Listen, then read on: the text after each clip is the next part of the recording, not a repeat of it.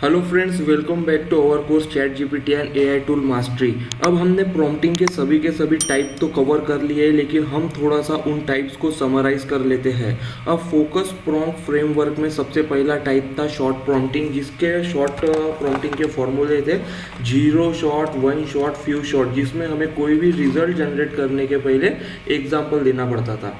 Second आता है chain of thought prompting, जिसमें हमें कोई भी क्वेश्चन जो हम प्रॉम्प्टिंग के रिजल्ट के लिए डालते हैं उसके पीछे में let's think step by step ये हम डालते हैं, जिसकी वजह से हमें सारे के सारे रिजल्ट स्टेप बाय स्टेप मिलते हैं। एक एक करके बुलेट पॉइंट में या फिर न्यूमेरिक पॉइंट में हमें उसका रिजल्ट मिलेगा।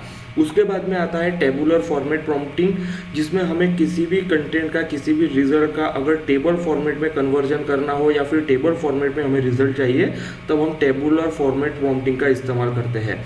उसके बाद का टाइप आता है वो है आस्क बिफोर आंसर प्रॉम्प्टिंग। कोई भी रिजल्ट जनरेट करते वक्त, चाहे वो चैट जीपीटी में हो या फिर किसी एआई टूल में हो, अगर हम चाहते हैं कि रिजल्ट जनरेट करते वक्त हमें क्वेश्चन पूछना चाहिए जिसकी वजह से हमें एक अच्छा खासा आउटपुट मिले, तो हम आस्क बिफोर आंसर प्रॉम्प्टिंग का इस्तेमाल करते हैं।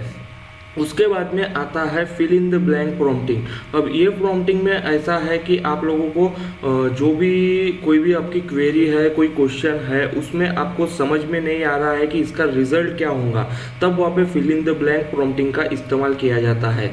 बाद में टाइप आता है पर्सपेक्टिव प्रॉम्प्टिंग, जिसमें हम लोग किसी को अज्यूम करके प्रॉम्प्टिंग का इस्तेमाल करते हैं। अगर समझ लीजिए कि हमें कोई म्यूजिशियन का रिलेटेड अगर कोई रिजल्ट जनरेट करना है, तो हम चैट जीपीटी को बोलेंगे कि आप म्यूजिशियन के हिसाब से अपना नज़रिया बनाइए और हमें रिजल्ट दीजिए, तब हम पर्सपेक्टिव प्रॉम्प्टिंग का इस्तेमाल करेंगे।